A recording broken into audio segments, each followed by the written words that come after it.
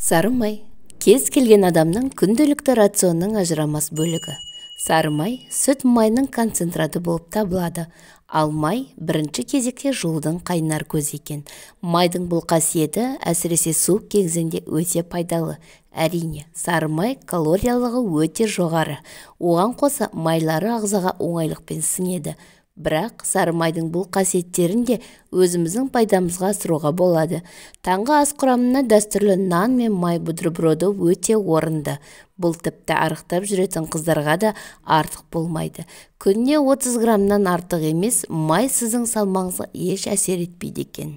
Сары майдағы А, Д, Е дәрумендері терінің жұмсақтығы, шаштың әдемілігі мен тырнақтың саулығына үлкен әсер етеді. Мысалға айтсақ, А дәрумені майлардың арасында тек осы сары майда бар. Күніне желінген 50 грамм май көз бен сүйек саулығына кепіл бола алады екен. Иммунитетті жақсартатын майды суық маусымда 60-70 граммға дейін көбейткен дұрыс. А дәруменіне байланысты май тыныс мүшелерін ішінен майлап, жөтелді емдеуді тездетеді.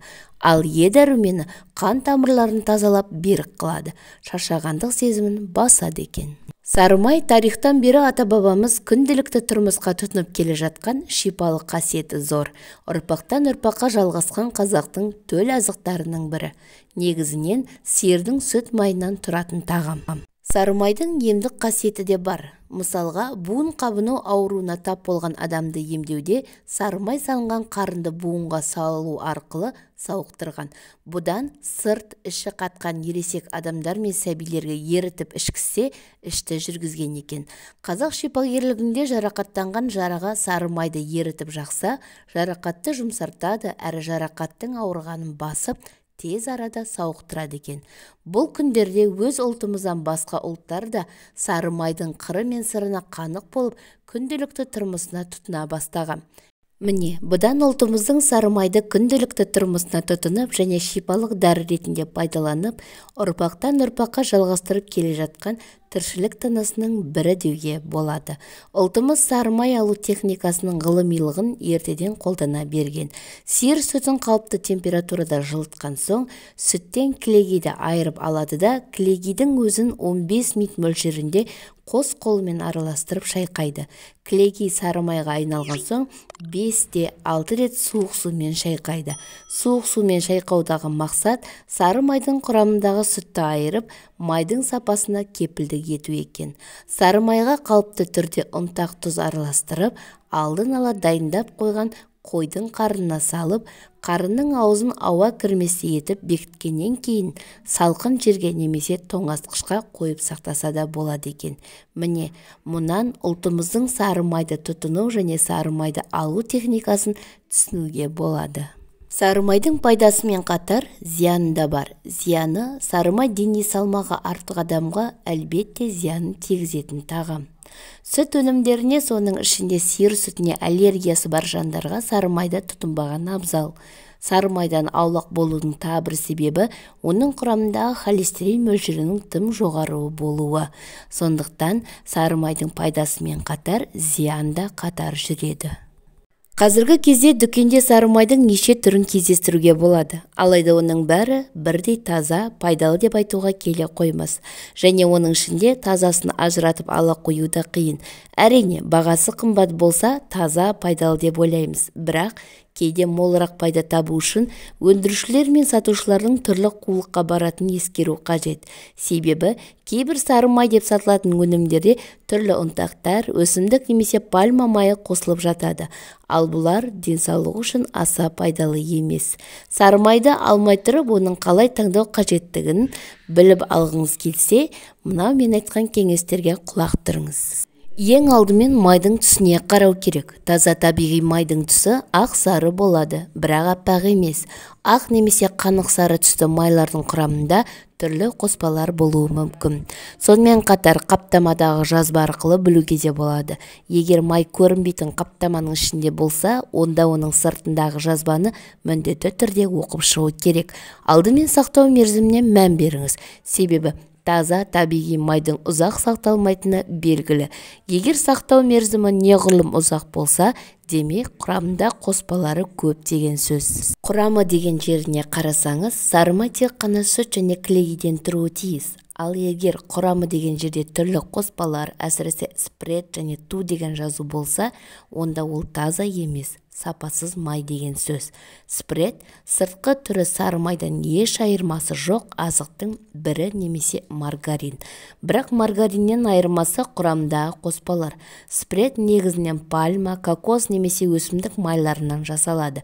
Сондай-ақ оның құрамына көбіне майсыз құрғақ сүт, зәмдеуіш қоспалар кіреді.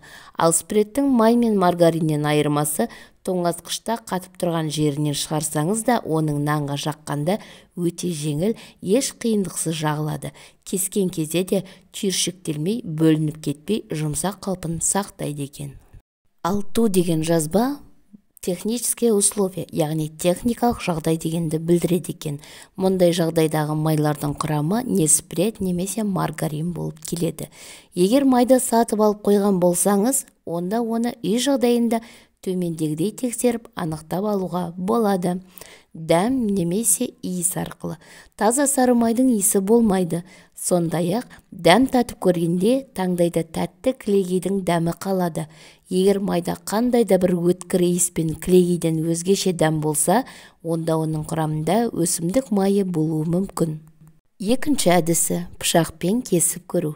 Майдың таза емес екенін пышақпен кесіп көріп анықтауға да болады.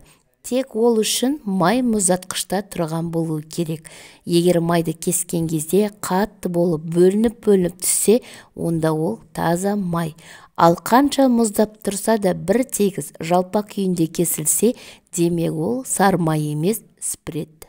Сонымен қатар майды ерітіп те оның қандай екенін ажыратуға болады екен. Сары майдың бір кесігін алып, ыстық суға 70 градус шамасында салып, араластыру қажет.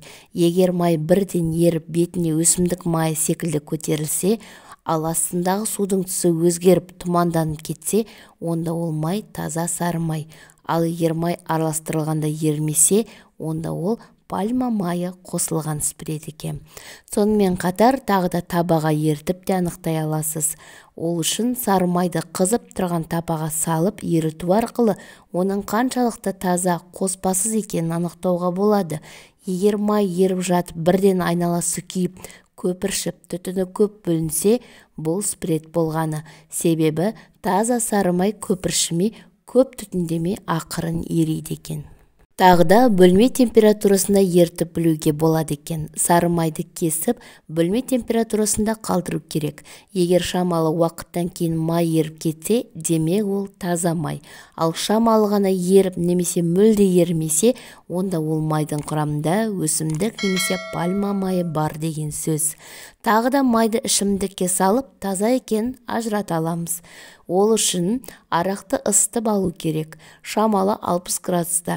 Isытылған араққа майдың бір кесегін салып, жақсылап араластырып аласыз. Егер май таза болса, онда ол майда түйіршіктерге бөлініп, бір тегіс болып беткі қабатқа көтеріледі. Ал түрлі қалыптағы ыдыраған қабат түзілсе, демек ол майдың құрамында өсімдік майы бар деген сөз. Сондай-ақ майдың құрамында бояғыш заттар бар болса, онда арақты түгелдей ашық сары түске айналдырып жібереді екен.